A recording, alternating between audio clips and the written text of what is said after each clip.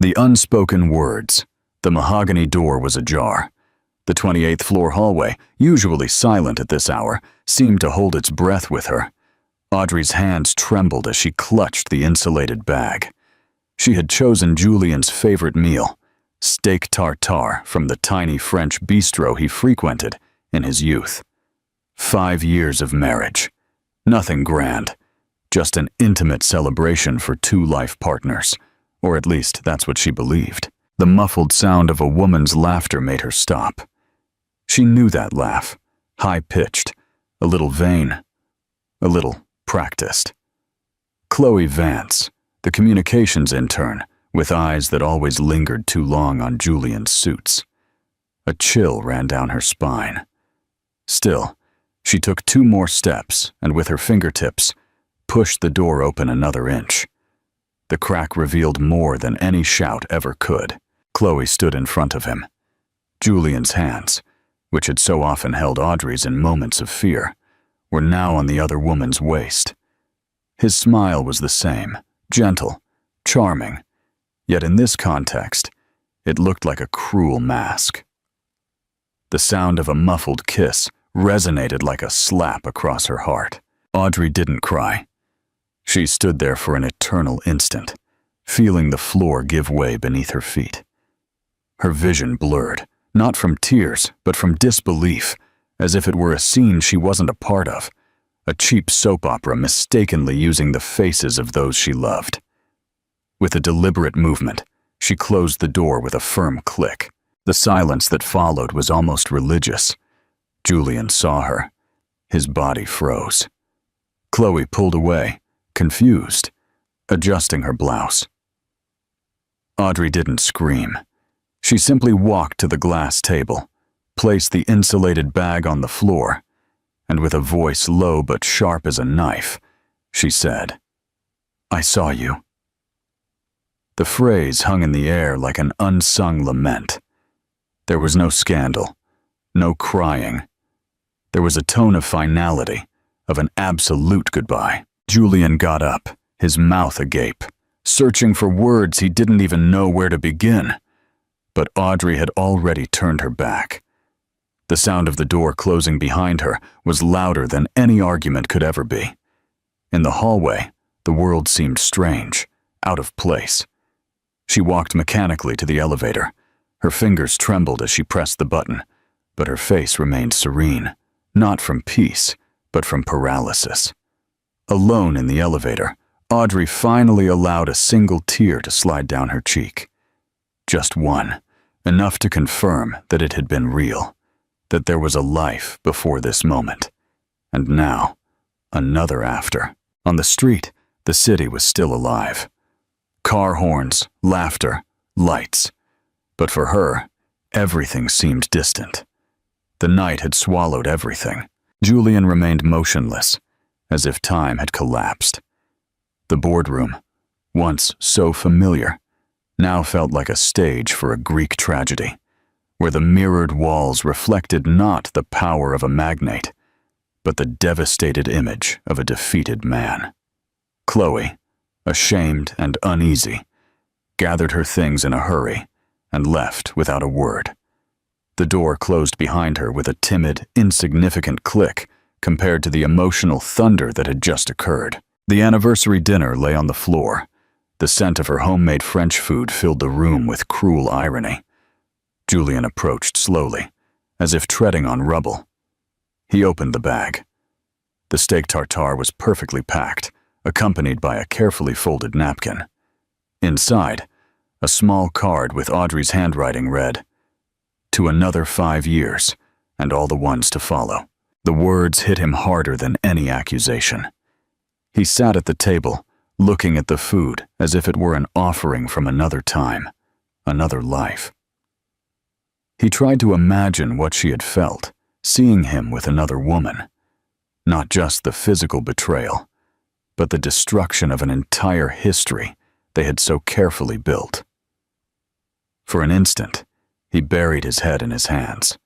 The regret was as physical as it was psychological. A lump in his throat, a knot in his stomach, his breathing ragged. Julian had always believed he could control everything.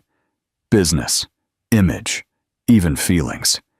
He never truly believed Audrey would leave.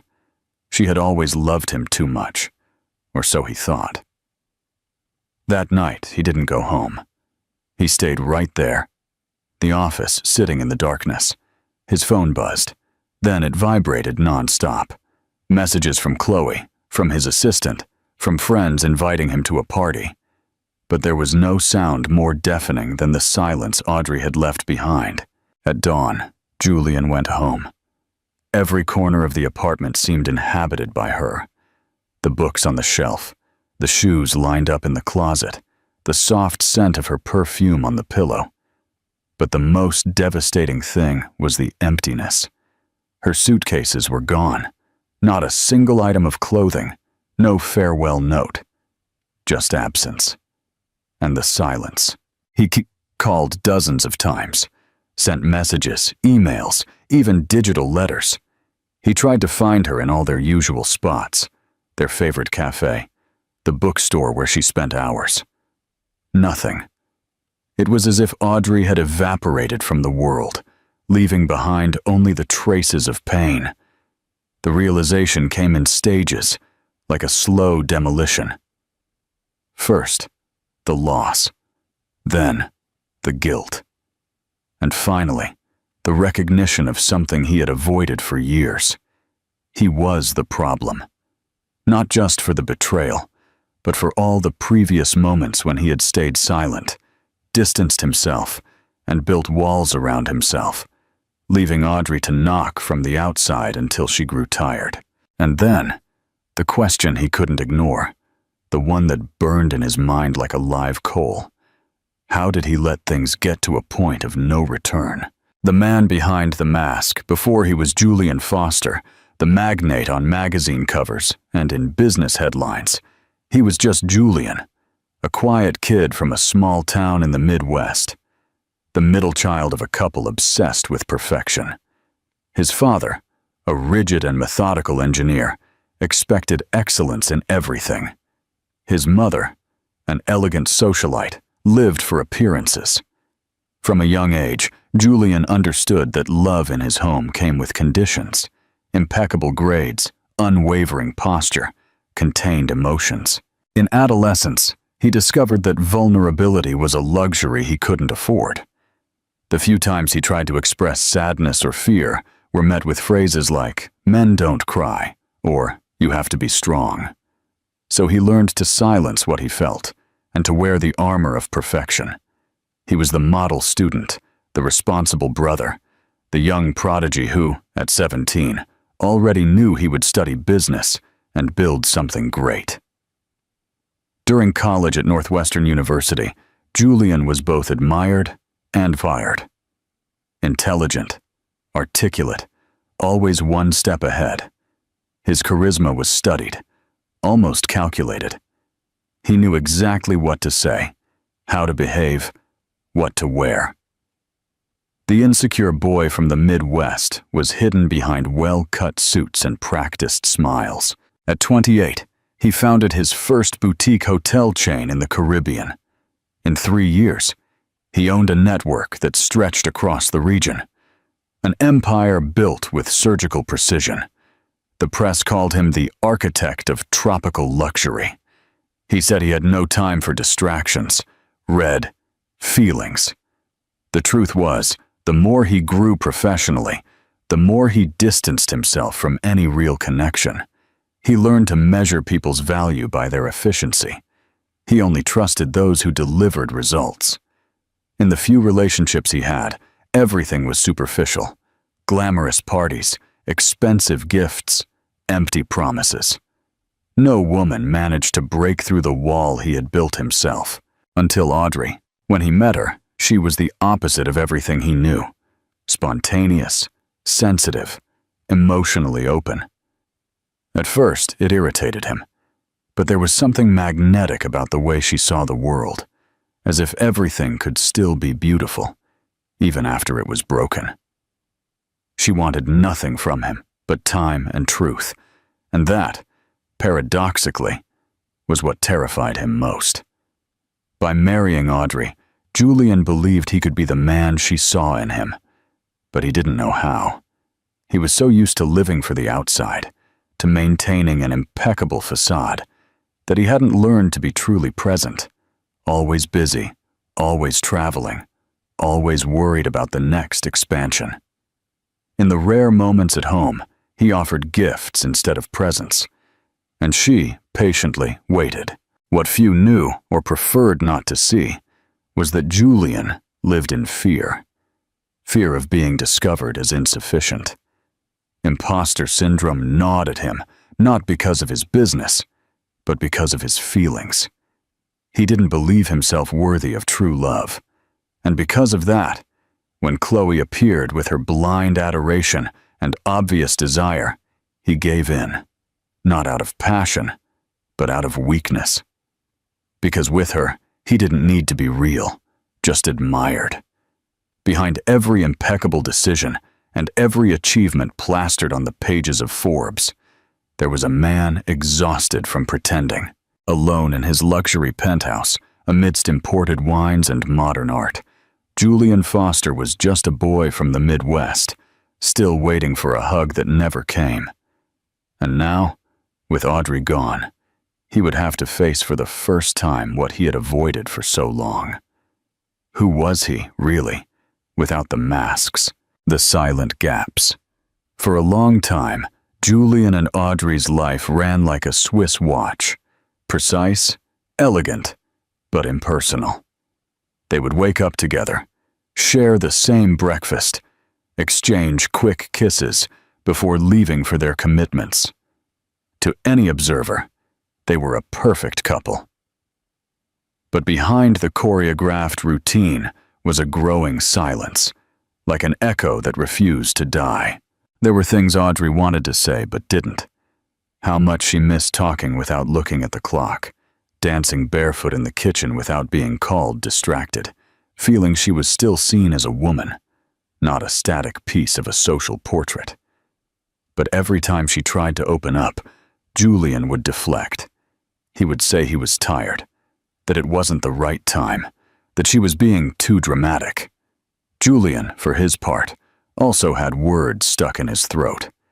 He was afraid to admit that he didn't know how to be vulnerable, that he didn't trust anyone enough to be emotionally naked.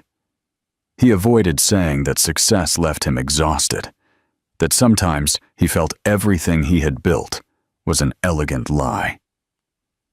Instead of confessing, he stayed silent. Silence was his way of protecting himself and, without realizing it, of hurting her. The chasm between them didn't arise with the betrayal. It was dug little by little, by nights they slept side by side without touching, by dinners where their eyes didn't meet, by smiles that served protocol more than affection. Love didn't end. It simply drowned in the absence of dialogue, in the sterile repetition of days that always seemed the same. Audrey sometimes wrote short notes left on his pillow or on the breakfast table. "I miss you. I dreamed of you last night. I want to talk." Julian read them, but rarely responded. He believed that gestures didn't require words, that his physical presence was enough.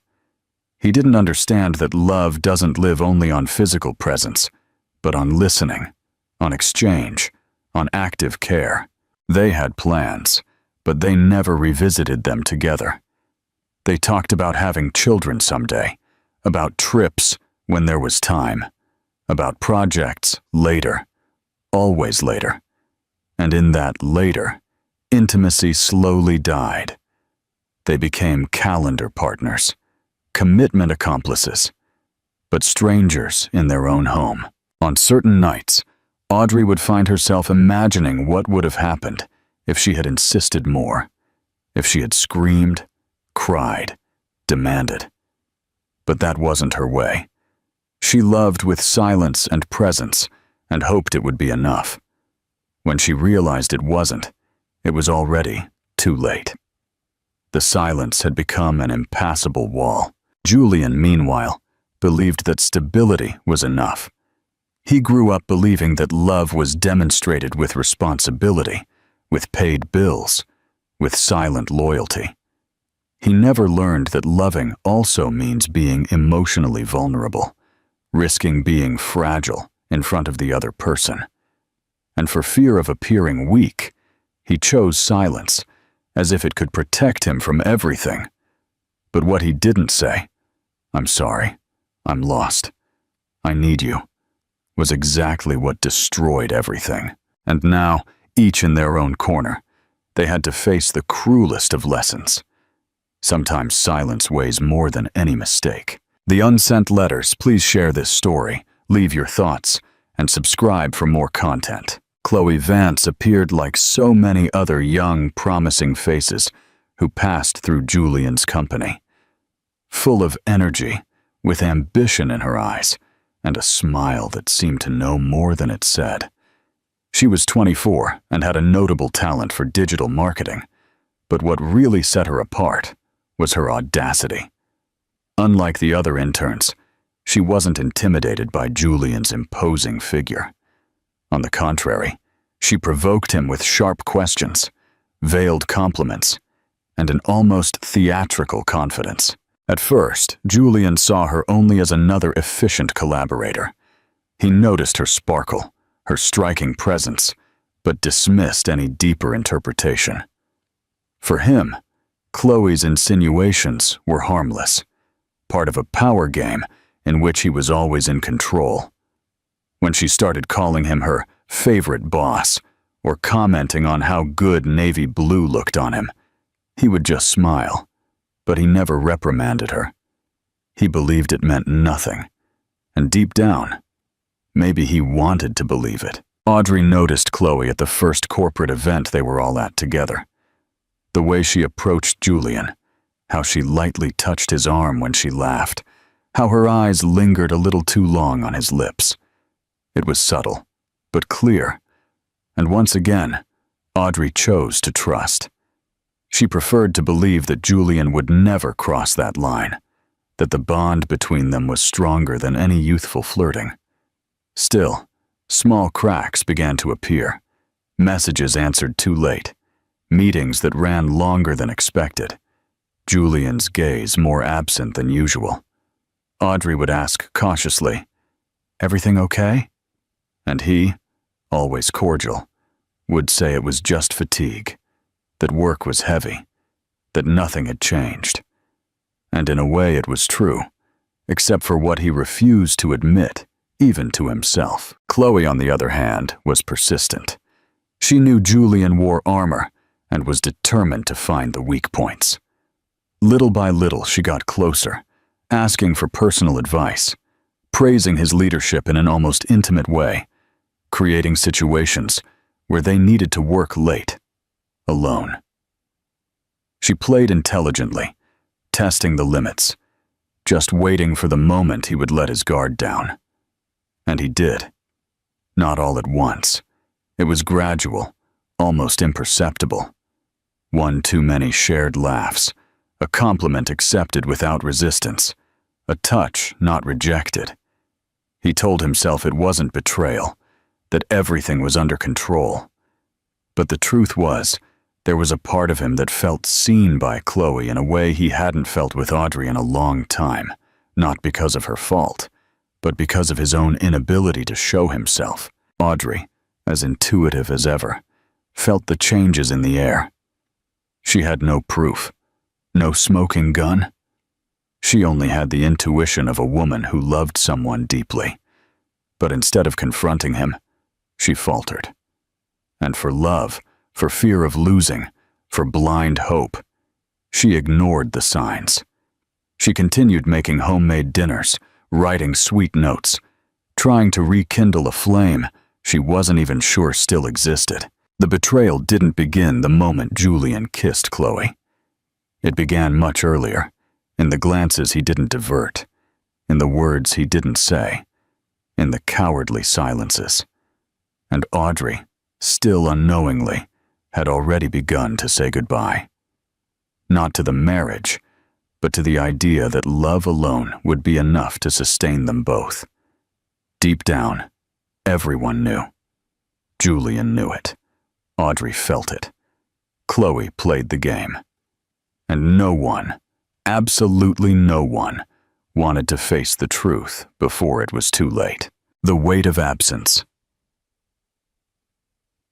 Audrey's departure wasn't loud. She left no letters or notes. There were no bags thrown or dramatic farewells. She simply vanished. When Julian got home the next night, he found the apartment in a strange order. Nothing was scattered, nothing was broken, but with an absence that hurt like an open wound exposed to the wind. Her closet was empty. The photos of the couple, always scattered delicately around the living room, were gone. The plants she lovingly cared for now stood silent as witnesses to the abandonment. Julian panicked. He searched his contacts, called her closest friends, visited the cafes and bookstores she frequented. But it was as if Audrey had evaporated from the world. Even her social media accounts were deactivated. He went to her parents' apartment, only to be met with a closed door and a terse message from her mother. She asked that you not look for her. What destroyed him most wasn't anger. It was the silence. Audrey, who had always believed in words, who wrote letters and notes, even when there were no fights, now communicated only with absence. This made Julian feel not just like a traitor, but also invisible, as if there was no longer a place for him in her life. In the following days, he tried everything. He sent flowers to her old colleagues, hired a private detective, accessed old emails looking for clues. Nothing. Every attempt was a cruel reminder that she didn't want to be found. He revisited all the messages he had ignored, all the glances he had diverted, all the "we'll talk laters" that never happened. Now, everything screamed in his memory as warnings he had never wanted to hear. The nights became a torment. Julian spent hours staring at the ceiling, mentally rewriting the conversations that never happened. He started drinking frequently, something he had once considered a waste of time. He stopped going to the company. His face, always present at meetings and events, was now replaced by formal press releases. Partners worried, but he barely heard them. By the third week, in a desperate gesture, he went to the beach where they had spent their honeymoon. He stayed for 3 days in the same hotel, waiting, not knowing exactly for what. Maybe a message, a sign, a miracle. He would sit in the same restaurant where she used to order grilled fish and lemonade, looking out at the sea with an emptiness in his chest that even the warm wind couldn't fill. There, for the first time, he cried for real. Not tears of anger, not tears of wounded pride, but a silent, pained, deep weeping. The crying of a man who finally understood that he had lost something that couldn't be bought, replaced, or easily won back. The crying of someone who realizes that love requires presence, not just promises. He returned to Chicago like a ghost. The apartment seemed bigger, colder, more silent. He started seeing Audrey everywhere, in the shadows of the hallway, in the clothes forgotten in a drawer, in the scent that still lingered on his pillow. The world kept spinning, but Julian had stopped. And then came the final silence, the confirmation that Audrey had stopped trying to reach him, and now it was he who was shouting for her into the void. But she was no longer listening. The new beginning. It was on a morning of persistent nausea that Audrey decided to take the test. She was staying in a small hotel in Albany, away from her family, her friends, and any trace that could lead Julian to her. For days, her body had felt strange. The fatigue, the morning sickness, a sudden sensitivity to fragrances, a new aversion to the coffee she had always loved. Still, the confirmation came like a sudden punch to the stomach. Pregnant, and not with one, but with two. Twins, sitting on the cold bathroom floor, holding the positive test in her trembling hands. Audrey felt the world spin. She didn't cry. Not yet. There was just a crushing silence inside her. Part of her wanted to run, to hide, to pretend it wasn't true. Another part, more raw and wounded, whispered that this was the perfect opportunity for revenge. To tell Julian, to make him suffer, to force him to face the consequences of what he destroyed. But the clearest voice of all was the one that cried out for protection, not for herself, for her children, for those two Liaozes growing inside her. Getting revenge through the pregnancy would put her in a game that had already destroyed too much. She didn't want her children used as instruments of pain. She wanted them to come into the world without the weight of the past, free from the shadow of betrayal. During sleepless nights, Audrey talked in silence to the babies who didn't yet have names. She touched her belly and promised to do the impossible to make them feel loved. She decided, with the firmness of someone who has lost everything and still chooses to love, that she would raise these children alone. It would be difficult. It would be painful. But it would be dignified. And above all, it would be true. She returned to a charming coastal town in Maine, where she had spent a summer years before, still single, when she was writing her second award-winning story. It was a quiet, artistic, colorful place where time seemed to move differently. She rented a simple cottage with large windows and white walls. Far from luxury, she found space to breathe. The first weeks were about adaptation. She learned to cook for herself, to walk slowly, to deal with the nausea. She bought books on motherhood and wrote a lot, not for publication, but to understand herself. She started a diary where she recorded everything, her fears, her dreams, her promises. Each word was a way of sewing the broken pieces back together. The ultrasound that confirmed the baby's gender, 2 boys, was one of the most quietly intense moments of her life. There was no applause, no hands to hold, no Julian to hold her shoulders. But there was a different kind of peace, a certainty that even alone, she was enough, that these children would be loved with every fiber of her soul. In time, her belly grew, and with it, a new Audrey. More introspective, more selective, stronger. The woman who had once been a shadow in a powerful man's life now became her own light. It wasn't that the pain had disappeared. It still came in waves, mostly at night. But it no longer defined her days. Audrey knew that one day Julian would have the right to know. But not now. Not while she is still in the process of rebuilding. First, she needed to remake herself. Then, she would decide if he had a place or a right to be a part of this new chapter. For now, it was just her and the boys. 3 hearts beating in a single body. 3 stories being born from an ending. The tears that didn't fall. Please subscribe to the channel, leave a comment with your thoughts, and share this video. The town in Maine welcomed her like a silent embrace. The cobblestone streets, the colorful houses with weathered wooden doors, the cafes smelling of fresh bread, and the warm breeze that carried the sound of bells and distant music created an atmosphere of reunion, not with other people, but with herself. Audrey arrived with few suitcases and a belly that was already starting to give away her secret.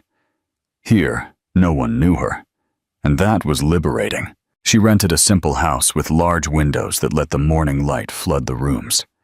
The kitchen was small but charming. The room was upstairs, with a view of the mountains. The neighborhood was quiet, made up of artists, retired gentlemen, and single mothers who looked at her with silent sympathy. For the first time in a long time, Audrey felt she didn't need to fake strength. She just needed to exist. The first weeks were slow. Her days were divided between light walks at dawn, trips to the local market, long readings in the shade of the trees in the town square, and, above all, silence. Not the silence of abandonment she had known with Julian, but a fertile silence, like a field preparing to bloom. It was the kind of quiet that allowed her to listen to herself again. It was on a rainy afternoon that writing returned, without warning, without planning. Audrey was sitting at the living room table, watching the water run down the window, when she felt a strange urgency in her hands. She picked up her notebook and began to write. It wasn't a story or a novel. It was a letter to herself, an intimate confession, a rescue. After that, she didn't stop. Over the next few months, she wrote every day. Sometimes very early, other times in the middle of the night when the babies seemed to be dancing inside her.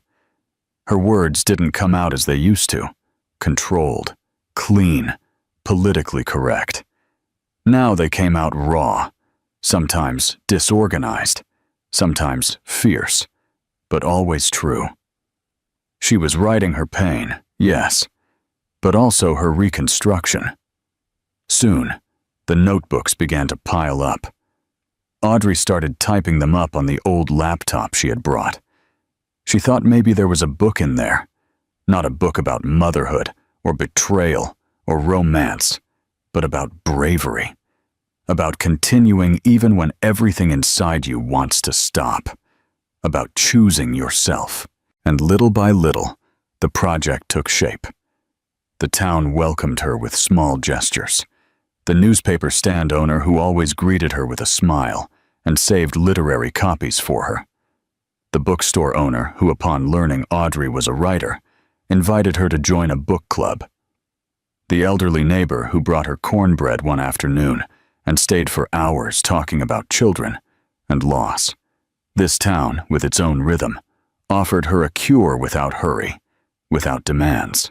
As her belly grew, Audrey also grew, in strength, in clarity, in identity.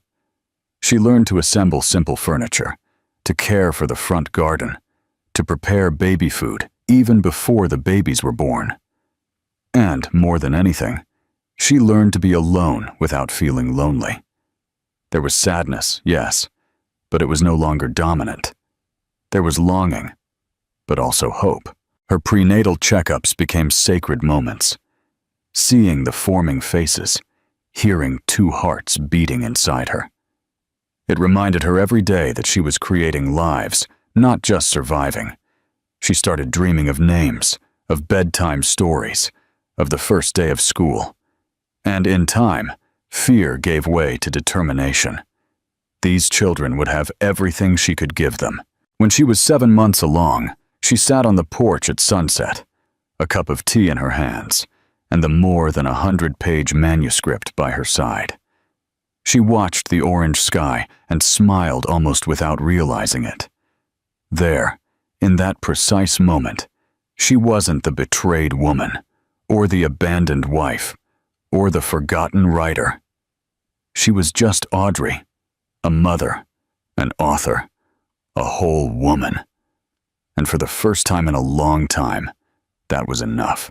The silent return. The book was born before the children, almost like an emotional birth. Audrey finished the manuscript on a silent night, when a slight pain in her back announced that the end of gestation was approaching.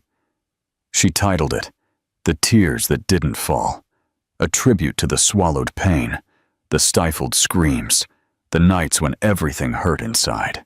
Her face remained serene. It was a raw book, unvarnished, a mirror of the soul.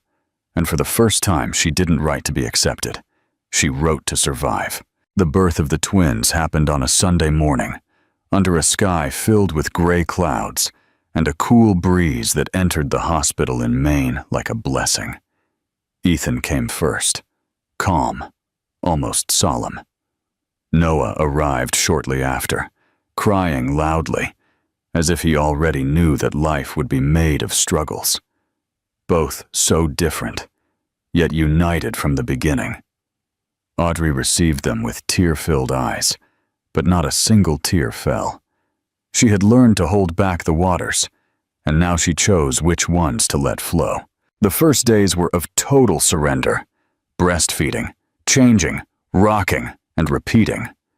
Sleepless nights became routine, and Audrey's body no longer belonged to her. It was an instrument, a refuge, a comfort. But even in exhaustion, she felt a silent strength she never imagined she possessed. Every small gesture, the baby's sigh, an involuntary smile, the first gaze, was a spark of hope. She wrote when she could, sometimes between feedings, with the laptop on her lap and a child on her chest. Other times, she recorded voice notes for herself while walking with the stroller through the town center. The words returned, even in the midst of chaos. It was as if her identity insisted on not dying, even now, divided between diapers and postponed dreams. In time, Audrey decided to send the manuscript to a small, local publisher, almost without expectations. It was a friend from the book club who insisted, saying the world needed that story. 3 months later, she received the response. The book would be published. Not only that, it would be the publisher's literary bet of the year. The honesty of the text had deeply moved the editors, and with it also came an invitation for an interview in a national magazine. Her name was circulating again, now with a new story, a real, strong, unveiled story. Meanwhile, Ethan and Noah grew up healthy. Noah was restless, curious, and laughed easily. Ethan was more introspective, observant, but attached to details with a gentle sweetness. Audrey saw small traces of Julian in both of them, and sometimes that hurt. But it no longer pained her as it used to. It was a transformed pain, something she could now look at without anger, only with respect for what had happened. The book was launched in a small bookstore downtown, with a line for autographs and emotional readers.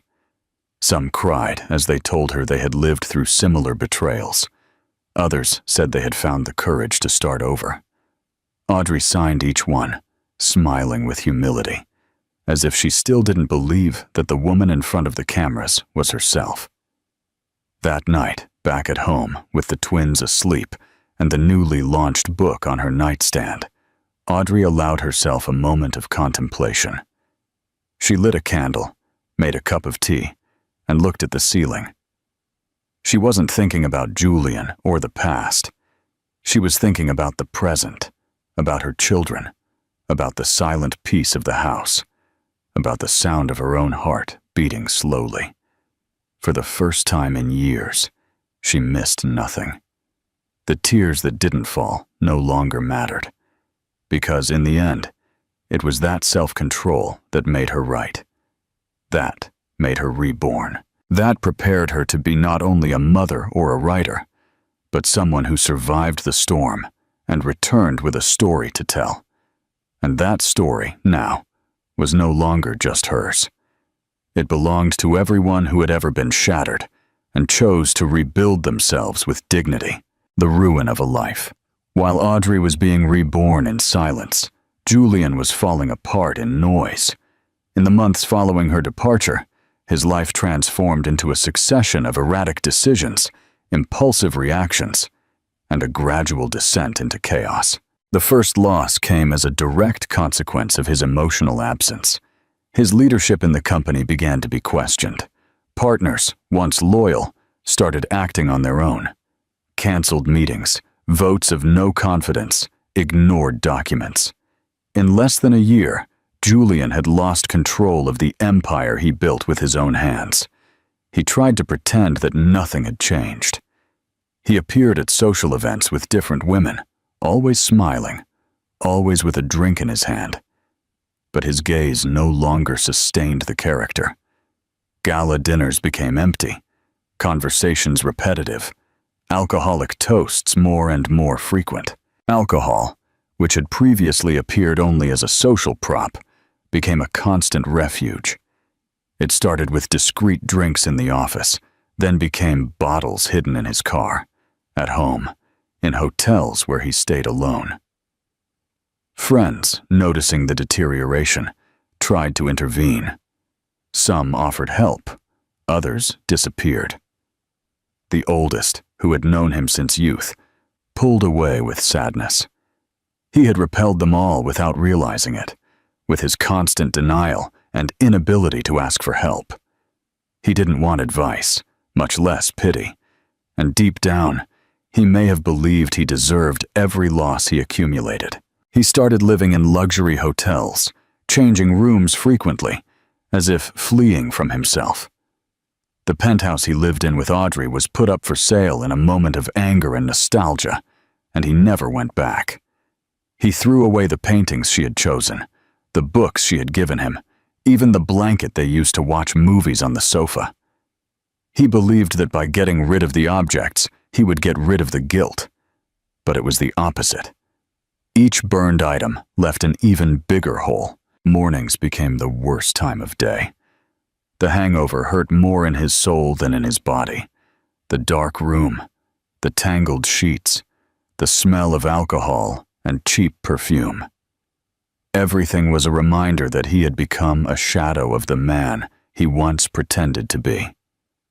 Julian, the magnate, was now just Julian, and he didn't know what to do with that. He started avoiding mirrors. The image he saw reflected was grotesque. Red eyes, unkempt beard, disheveled clothes. Not even the most expensive suit could hide the emptiness. New secretaries feared him. Old executives avoided him. His figure, once a symbol of control, had become synonymous with silent ruin. The press, for its part, was unforgiving. Reports on his meteoric fall appeared in the business columns. Malicious comments on social media said he had gone crazy after a heartbreak. Julian read it all. And although he refused to admit it, those headlines hurt more than any professional criticism. Because it wasn't about numbers. It was about human failure. One particularly difficult night, he woke up to the sound of a glass breaking. He didn't know if he had knocked it over or thrown it against the wall. Stumbling, he fell to the floor, tasting the metallic flavor of blood in his mouth and the saltiness of tears that finally began to fall. For the first time, he cried without reservations, not for what he had lost, but for what he had become. It was there, lying among shards and silence, that he finally understood. It wasn't Audrey who had abandoned him. He had abandoned himself much earlier. And now, with his life in ruins, the question persisted like a torturous mantra. Who is the man who remains when everything is taken away? The power, the prestige, the applause, the book of truth. It was just another morning. One of those Julian went through on autopilot. He had spent another night sleeping poorly, his eyes burning from a hangover, and his heart numbed by so many absences. The airport was a constant limbo in his life over the past few months. Boarding with no purpose, destinations with no real desire to arrive. This time, he was heading to Miami for a meeting with investors who had already decided to exclude him, but who still feigned cordiality. While waiting to board, Julian entered a bookstore, perhaps looking for a random magazine, anything to distract his eyes and silence his thoughts. He ran his fingers haphazardly over the spines until he stopped, frozen, in front of a book with a simple cover, but a title that seemed to shout, "The Tears That Didn't Fall." The author's name printed below, A. Miller, was like a dry blow to the stomach. A chill ran down his spine. He picked up the copy with trembling hands and flipped through it as if it were a sacred relic. In the dedication, for all who learned that silence can also scream, he knew. It was her, Audrey. And whatever was between those pages wasn't just literature. It was her heart. He bought the book without hesitation, and boarded like a man possessed. During the flight, he couldn't take his eyes off the words. The narrative was raw, emotional, honest.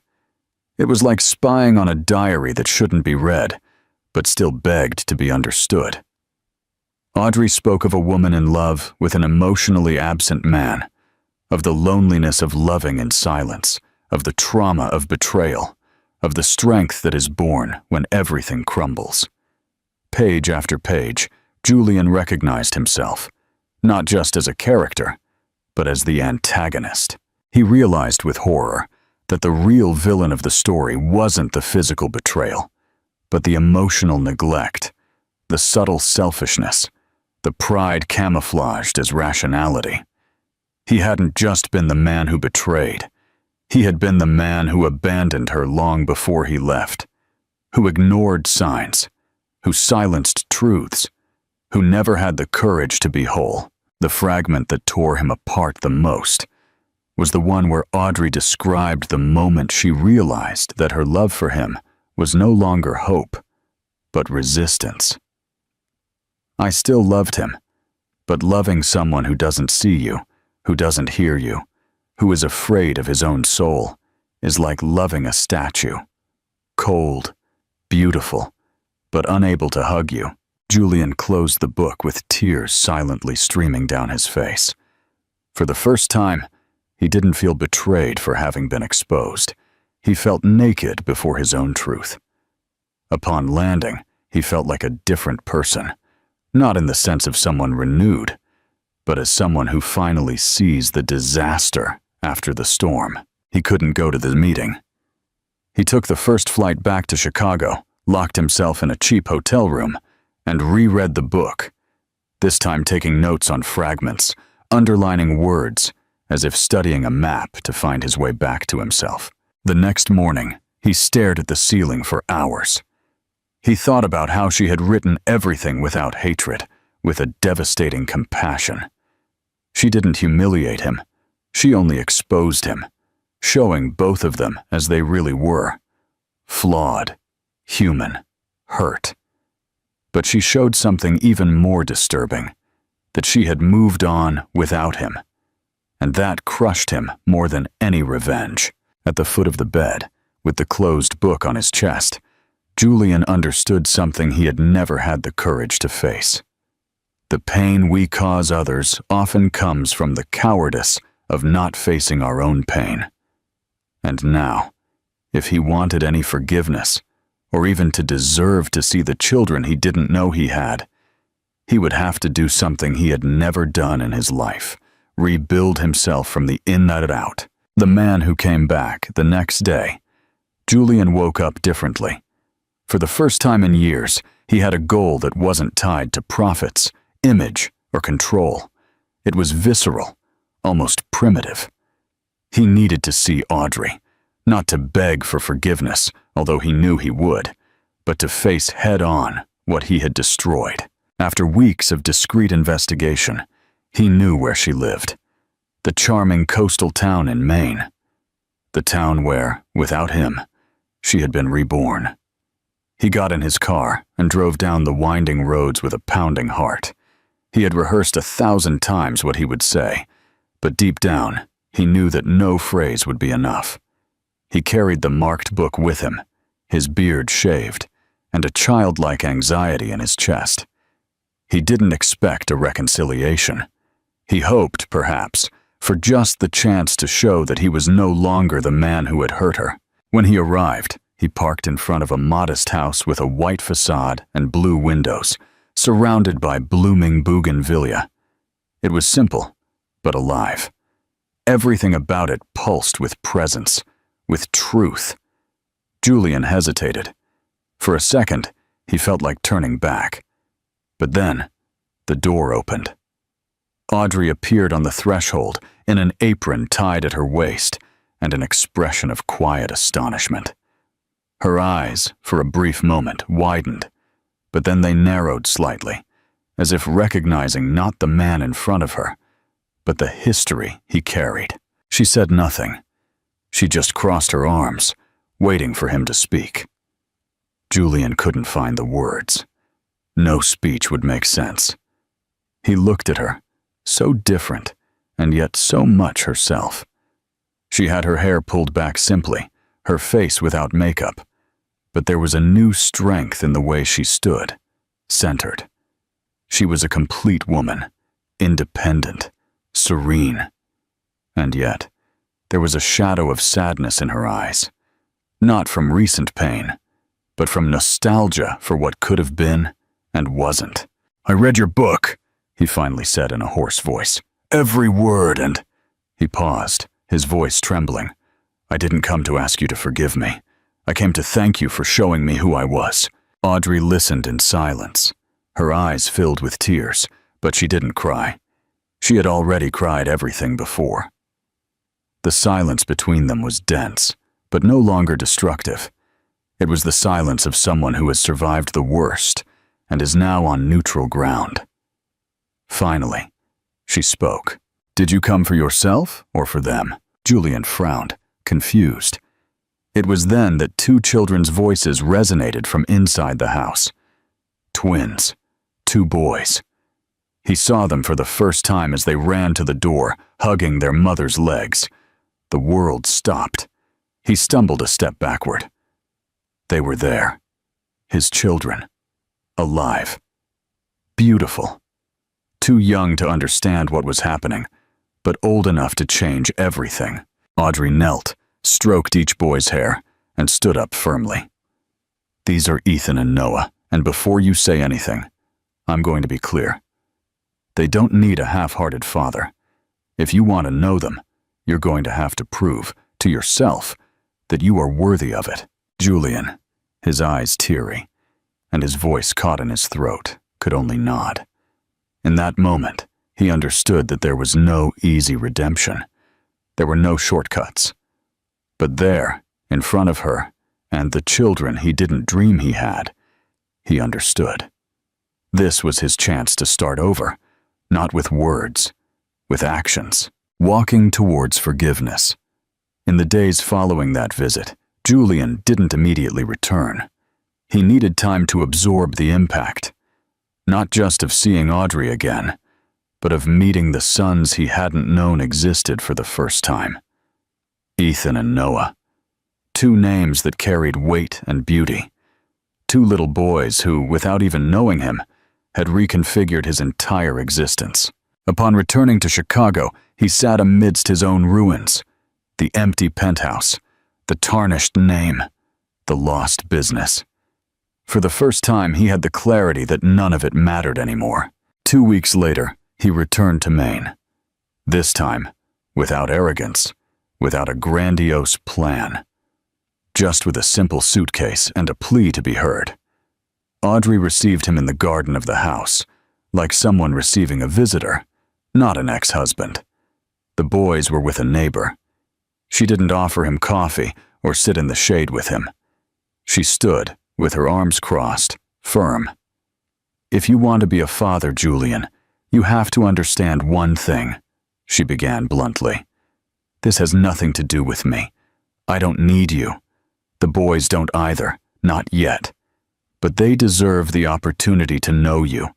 Only that opportunity can't be partial. I don't want occasional visits or nice apologies. They're going to watch you. They're going to test your presence. And it will only work if you're here, with consistency." He took a deep breath. He didn't try to negotiate. He didn't ask for time. He just replied, "I'll stay." That's how his second life change began. He left the city behind, sold what was left of the penthouse, terminated contracts, and cut ties with everything that represented his old self. He settled in a simple inn on the outskirts of the town, away from the center, near the hills. He woke up early, took long walks, and every day he wrote small reflections in an old notebook, things he was learning about himself, about silence, about loss, about love without bargaining. The first week, Audrey didn't allow him contact with the boys. She said she wanted to observe him first, and Julian understood. He started looking for small jobs in the community. He helped in a school garden, carried boxes in a library, did maintenance at the local church. No one there knew him as the businessman. Here, he was just Julian, and that both disoriented and liberated him. Audrey watched him from a distance.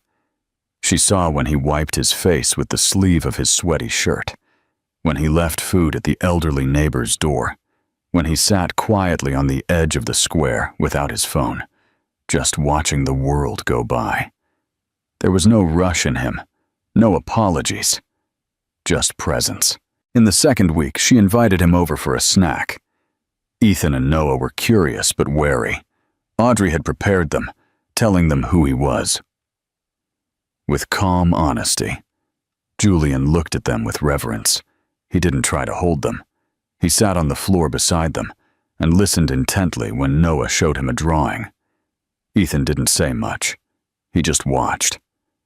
But at the end of the afternoon, he dropped a toy in Julian's lap.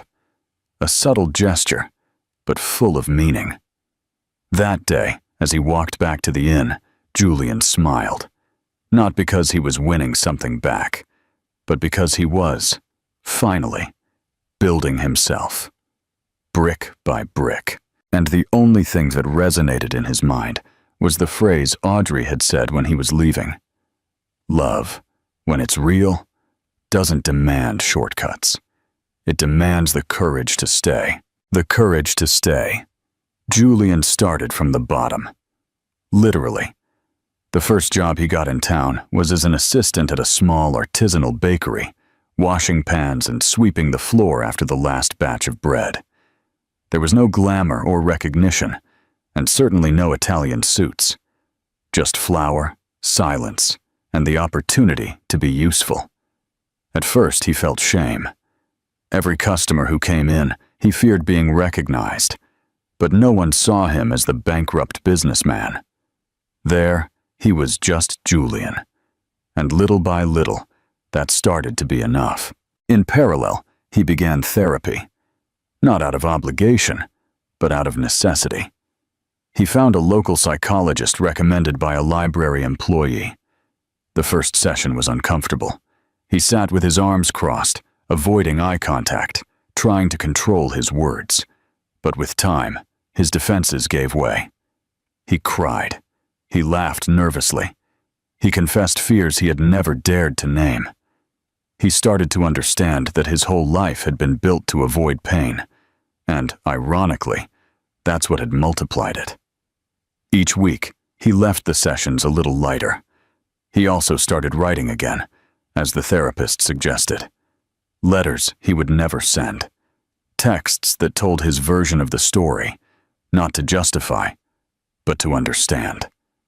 I was absent because I thought presence was surrender, but surrender requires courage, and I never had that. He wrote on one of the pages. He kept everything in a cardboard box by the bed, like someone collecting evidence of his transformation. On Sundays, Audrey allowed him to spend a few hours with the boys. At first, the interactions were shy. Noah talked non-stop, asking difficult questions like, "Why did you leave? Are you going to disappear again? Do you know how to play, or do we need to teach you?" Julian answered calmly, swallowing his discomfort, often not knowing what to say, but never lying. And that honesty, little by little, won over the restless boy. Noah began to call him Daddy naturally, in the middle of a game or while sharing a cookie. It was spontaneous, real.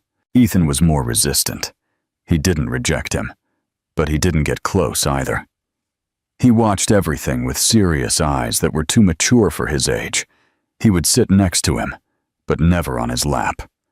He listened to stories, but rarely asked questions. Julian realized that with Ethan, he needed time.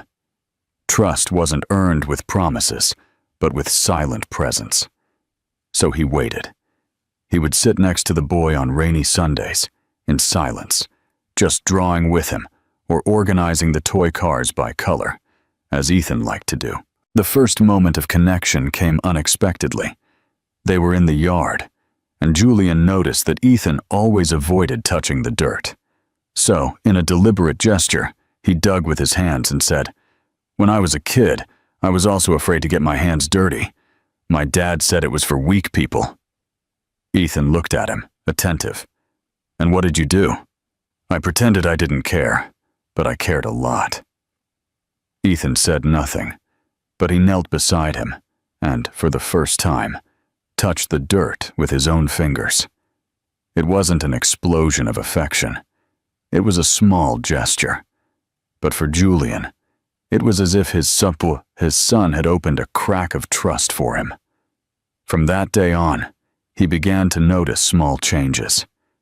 Ethan accepted when Julian invited him to ride his bike.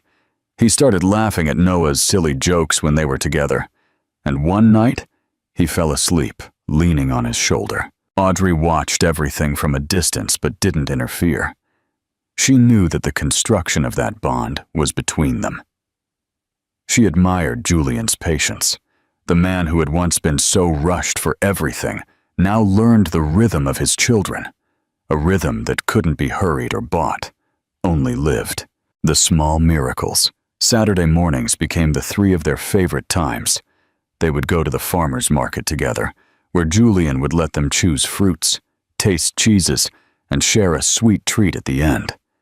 Noah, with a chocolate-smeared mouth, would laugh heartily and playfully push Ethan, who would respond with timid tickles.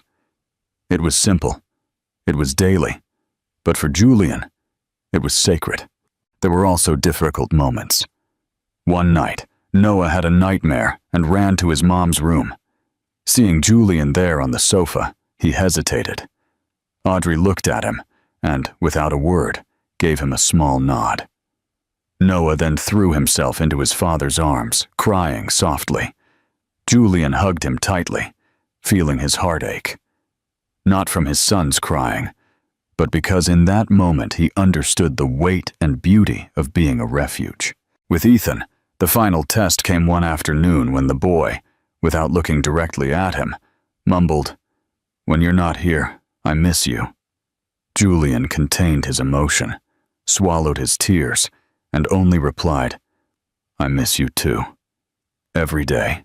Julian's transformation didn't happen in a spectacular way. It wasn't marked by a grand gesture or an epic declaration. It happened slowly, in the rhythm of real life, in the small choices, in the silent habits, in the decisions that only an attentive observer would notice. Julian learned that loving wasn't about impressing. It was about persisting. It wasn't about giving speeches. It was about being there every day, even when he wasn't invited, even when no one noticed. He started cooking for the boys. He began with stuck rice and disastrous pancakes, but soon mastered the basics. He learned to make Noah's favorite oatmeal and the mild tomato sauce that Ethan would eat without complaining. Each meal prepared was a wordless love letter. Around the table, he began to hear laughter and confidences. He discovered that the stomach was also a path to affection. On cold mornings, it was he who took the boys to school. He woke up before the sun, packed their lunches, and checked their backpacks. The twins began to trust his presence as a constant, no longer as a visit, but as a pillar.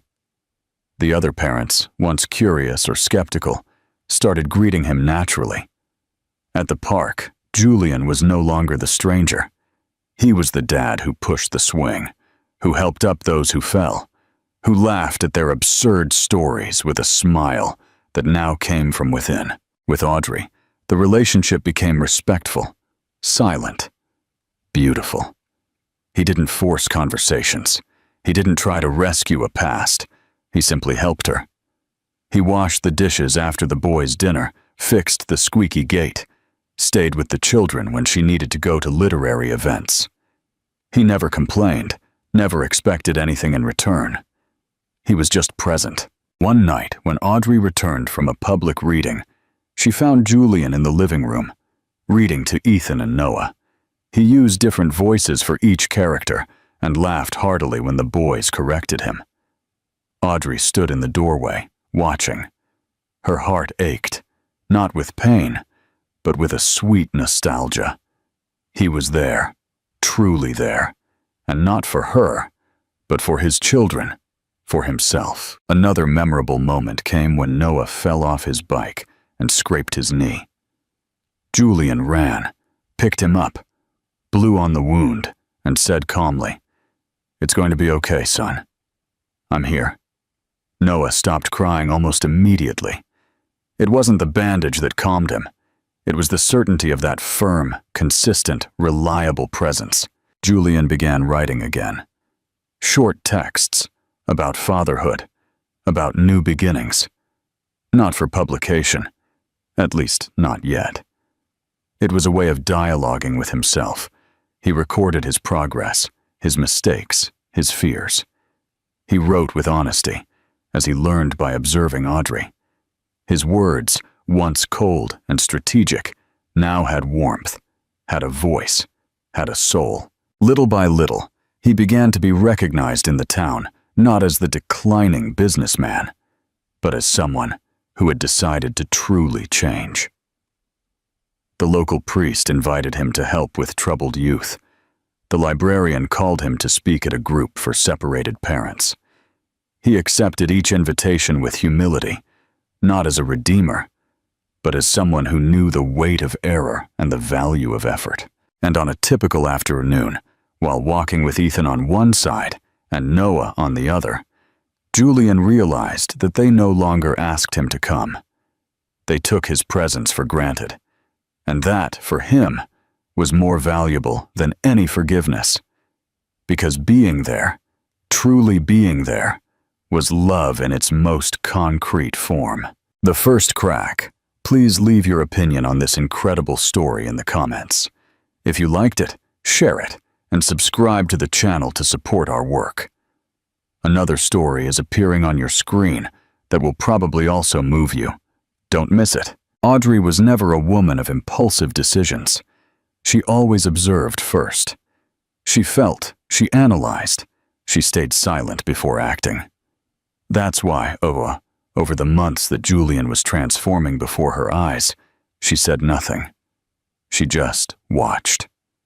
Every gesture, every respectful silence, every patient step he took with the boys was a brick in the slow dismantling of the wall she had built to protect herself.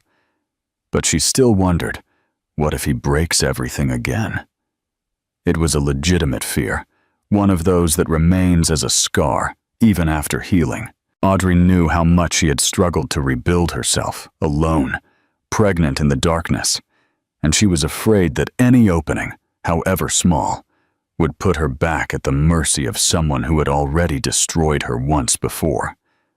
But something inside her was beginning to give way, not because of the man Julian had been, but because of the man he was visibly striving to be now.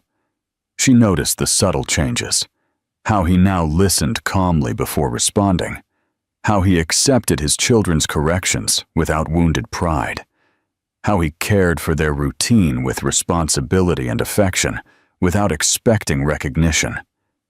He wasn't seeking a reward, just presence.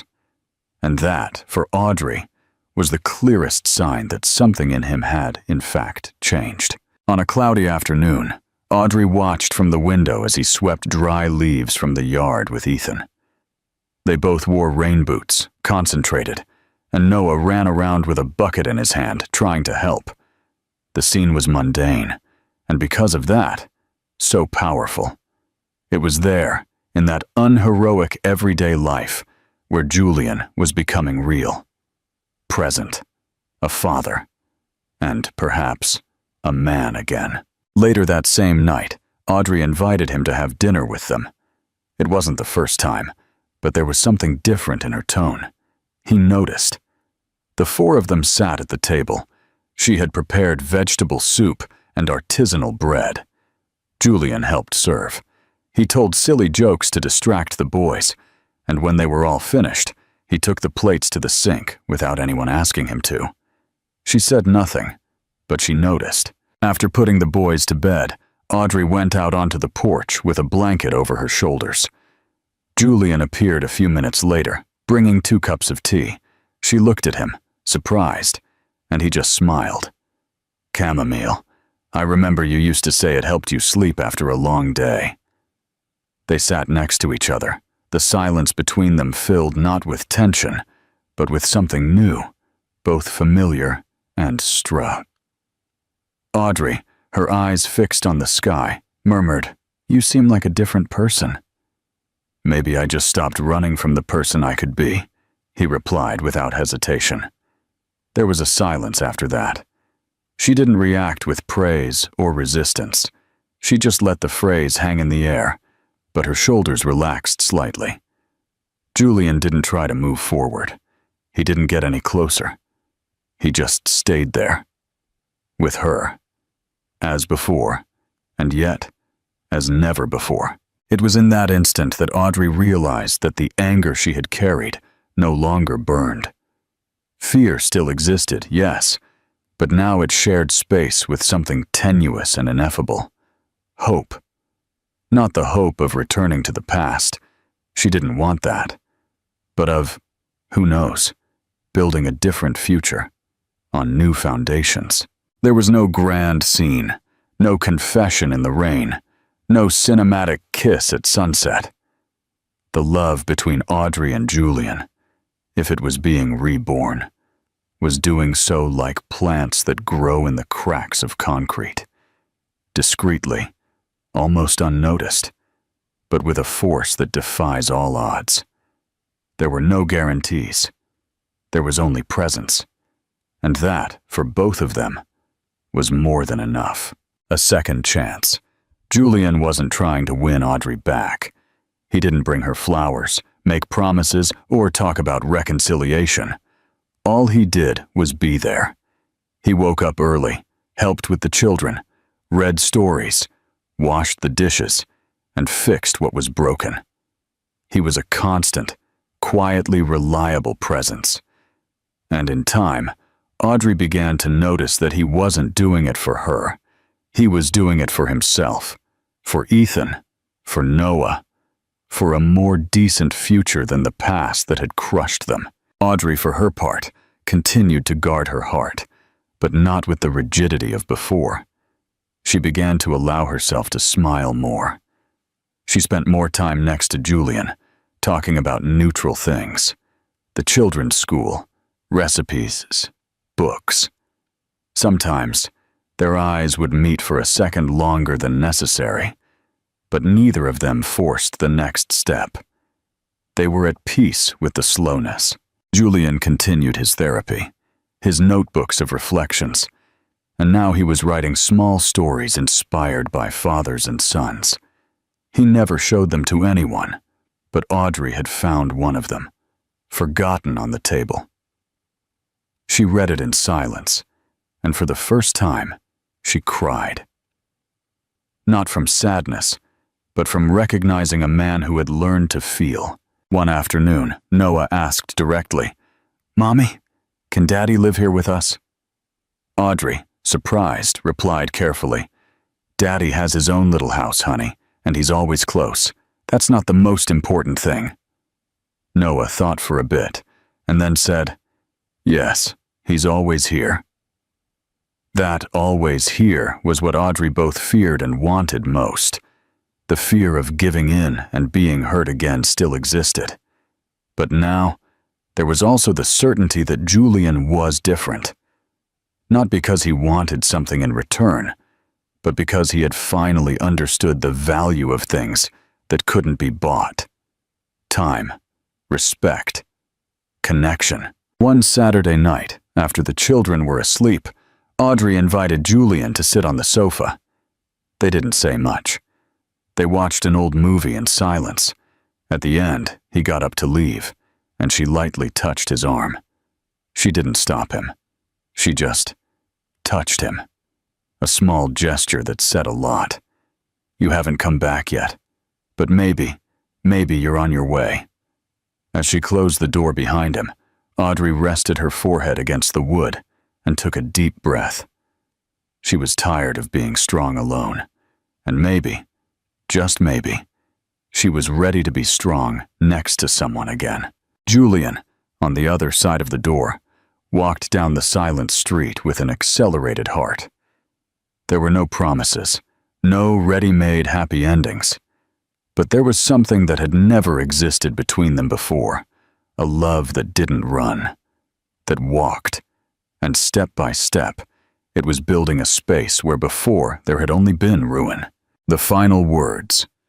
On a morning when the sky was clear, but a light mist made the sunlight soft, almost melancholic. Julian woke up early, as he had for the past several months. But he felt something different inside him, a serene restlessness, as if he was finally ready to close a cycle that still hurt silently. It wasn't a special day, no memorable date. But for him, it was time. The time to, finally, say what he never had the courage to say. He stopped by Audrey's house in the late afternoon. She received him on the porch, with the boys playing in the yard, under the watchful eye of their grandmother, who had come to stay for a few days. Audrey wore no makeup. Her hair was loose, and she held a cup of tea. She was beautiful, not because she had dressed up, but because she seemed at peace with herself. And that, for Julian, had always been the most powerful form of beauty. "Can we talk?" he asked in a low voice. Audrey nodded and gestured for him to sit next to her on the wooden porch bench. There was a moment of silence before Julian began. He didn't have a rehearsed speech, nor did he carry letters or theatrical gestures. He carried only his vulnerability, and that was everything. "I spent my whole life running from words," he said, looking straight ahead, not at her. "I learned that feeling was a weakness, that showing pain was dangerous.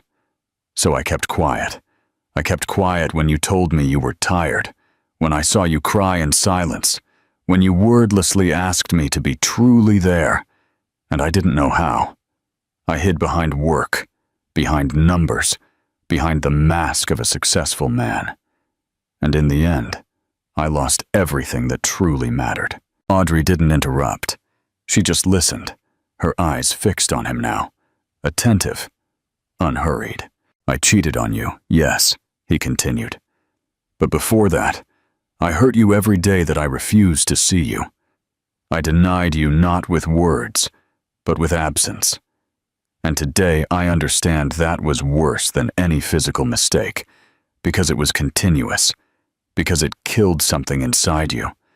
And for a long time, I hated myself for that. I thought I would never be able to fix it, but now I don't want to fix anything. I just want to give you back the truth you always deserved." He then turned and faced her. "I loved you, in my wrong, clumsy, fearful way, but I loved you. And it's only now that I understand how much true love requires courage. Thank you for not letting me destroy you. Thank you for protecting our children from the worst of me. And," he took a deep breath, "forgive me, not for me, but for you, so you don't have to carry this anymore." Audrey's eyes were teary. She hadn't cried in a long time, but those words, the ones he had never said before, the ones she had waited so long for and then given up on hearing, had a liberating weight. Not because they promised a return, but because they closed a cycle, a period of mourning, a history.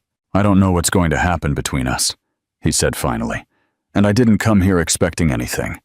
I just needed, after all this time, to give you the words I never said, because you deserve every one of them, and because I can only move on if I don't leave anything unfinished." Audrey took a deep breath.